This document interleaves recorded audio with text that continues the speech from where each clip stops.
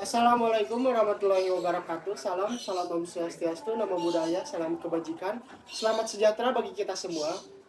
Kami dari kelompok C akan memaparkan materi tentang pengaruh K-pop terhadap perilaku remaja.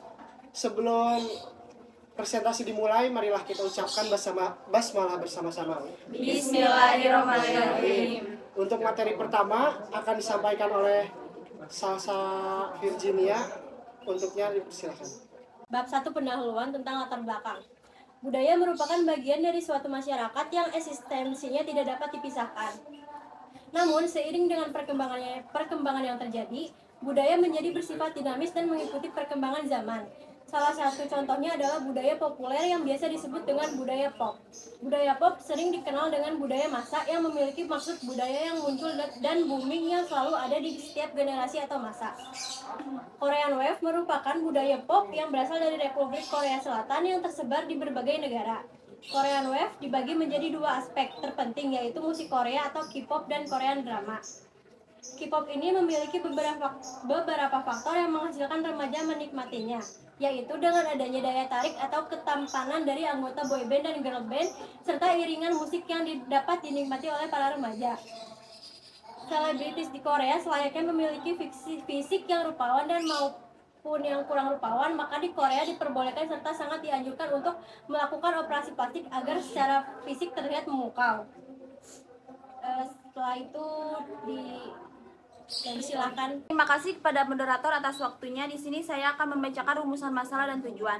Dari rumusan masalah yang pertama yaitu apa peran dan pengaruh K-pop terhadap perilaku remaja, dan yang kedua, apa dampak positif dan negatif dari pengaruh K-pop terhadap perilaku remaja. Yang terakhir, bagaimana pengaruh industri K-pop yang mempengaruhi perilaku remaja dalam aspek sosial, budaya, dan psikologis. Dari tujuan yaitu yang pertama, melatih kami agar bisa menyusun makalah dengan baik dan benar. Yang kedua, mendeskripsikan bagaimana pengaruh K-pop terhadap remaja. Dan yang ketiga, menjelaskan dampak positif maupun negatif budaya K-pop. Dan yang keempat, untuk memenuhi tugas Pancasila. Yang kelima, mengajak pembaca untuk berpikir lebih luas. Dan yang terakhir, memberikan pengetahuan untuk pembaca maupun penulis. Baik, terima kasih. Untuk pemateri ketiga dipersilakan. Baik, saya di sini akan menjelaskan kajian teori. 1. Pemahaman. K-pop merupakan budaya musik asal Korea Selatan yang memiliki banyak peminat dari setiap kalangan di berbagai negara. Genre K-pop sendiri memiliki ciri khas yang selalu trending, maka tidak heran jika semakin banyak pemain pencinta K-pop. Kedua, etika. Ada pula etika dasar saat terjun di dunia K-pop. Kita harus siap mengikuti segala peraturan yang dimiliki oleh agensi. Apalagi di saat idol sedang mengadakan konser, maka di saat itulah kita harus menjaga etika dan bersikap tertib mematuhi peraturan promo acara. Yang ketiga, budaya. Dari musim di Korea dan Indonesia sudah beda, begitu pula dengan budayanya. Di Korea terdapat berbagai macam budaya yang bisa kita nikmati, namun Indonesia pun tak akan kalah akan budaya. Bahkan kita bisa mempelajari segala budaya yang ada di Indonesia. Terima kasih. Untuk pemateri keempat dipersilakan. Baik, terima kasih. Di sini saya akan membahas pembahasan yang pertama. K-pop mulai memasuki Indonesia pada tahun 2000, mulai saluran televisi berupa tayangan drama Korea maupun musik yang sedang populer pada saat itu. Dan kini seiring berjalannya waktu, K-pop semakin berjelajah hingga memasuki era remaja saat ini, di mana sekarang K-pop sudah banyak dikenal masyarakat dari berbagai usia. Namun begitu, ada juga masyarakat yang menyatakan kontra pada budaya K-pop. Masyarakat yang menyukai K-pop bisa disebut sebagai K-popers, sedangkan artis Korea yang mereka sukai dinamakan idol, atau bisa juga disebut bias. Sebagai K-popers, kita akan merasakan kesenangan dalam mengoleksi barang yang diproduksi oleh idol. Namun hal itu juga bisa membuat masyarakat tingkat menengah ke bawah merasa rugi, karena memang segala sesuatu yang berhubungan dengan idol akan dikenakan tarif harga yang sangat mahal. Adanya dunia K-pop ini merupakan simbiosis mutualisme bagi idol maupun K-popers. Idol harus bekerja keras untuk memberikan karya terbaik bagi peminatnya, sedangkan kita sebagai K-popers juga harus memberikan dukungan dengan menikmati setiap karya idolnya. Gimana, Kak? Baik, terima kasih. Terima kasih selanjutnya. Untuk pemateri yang selanjutnya dipersilakan untuk membacakan. Baik, saya di sini akan membahas materi kedua dari pembahasan. Sebagian remaja merasa sangat terbantu dengan adanya segala jasa dalam dunia K-pop ini. Namun sayangnya ada pula sisi negatif dari semua jasa di atas. Bagi yang sudah berpengalaman, mungkin sudah bisa mengantisipasi jika terjadi penipuan dengan mencari tahu latar belakang penjual jasa maupun mencari testimonial dari yang sudah bertransaksi. Berbeda halnya dengan remaja yang baru terjun di dunia K-pop, mereka bisa saja ditipu oleh penjual jasa. Tentu ini sangat merugikan diri sendiri. Pemikiran remaja masa kini memang sangat tidak bisa ditebak. Ada remaja yang mampu mengontrol diri mereka agar tidak melewati batas dalam menjadi fans, namun ada juga yang begitu memaksakan dirinya menghalalkan segala cara untuk membela idol atau bertemu dengan idol. Selain itu, dampak buruk budaya K-pop yang masuk ke Indonesia menyebabkan banyak remaja yang menjadi malas untuk melakukan sesuatu dan lebih memilih mengejar idolnya.